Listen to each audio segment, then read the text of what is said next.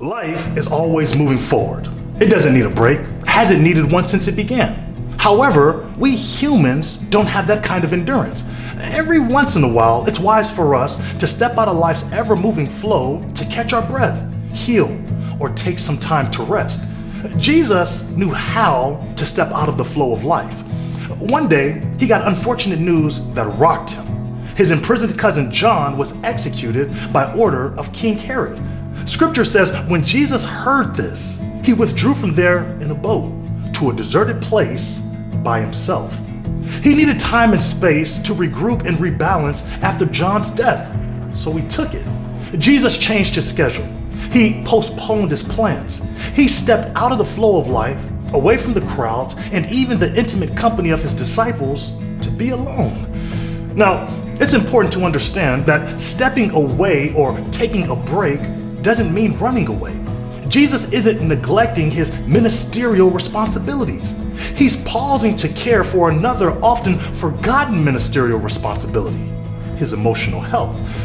How do you step out of the flow of life when it becomes too much? How do you regroup after situations scatter you? And how do you rebalance your trust in God after being swept off your feet? While hurtful experiences may not be all our fault, Jesus models how it is our responsibility to seek care for ourselves. You see, when we neglect our unease, it can distract us from serving others. It's like listening to someone tell a story when you have to use the restroom badly. You want to focus, but you're struggling because your unease has your attention.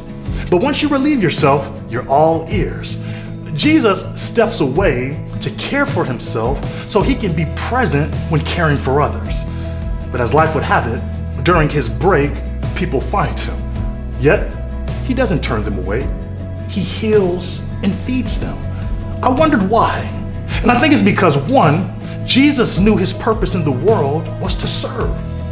2, I think he gives while in pain because he knows he's not the only one in pain.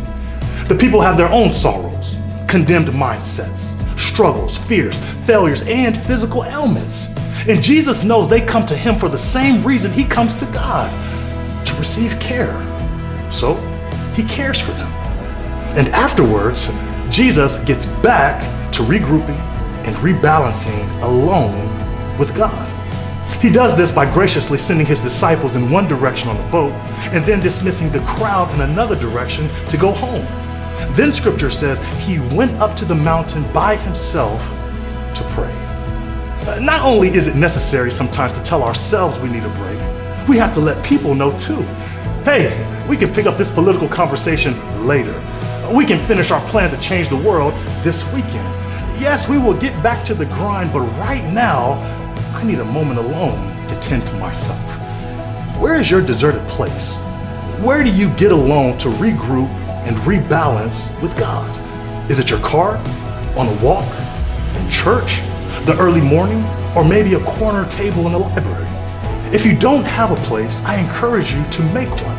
And whenever the flow of life becomes too fast, too hurtful, too staggering, or too overwhelming, go there and receive the nourishment needed to get back into the flow of life with new vigor. Peace.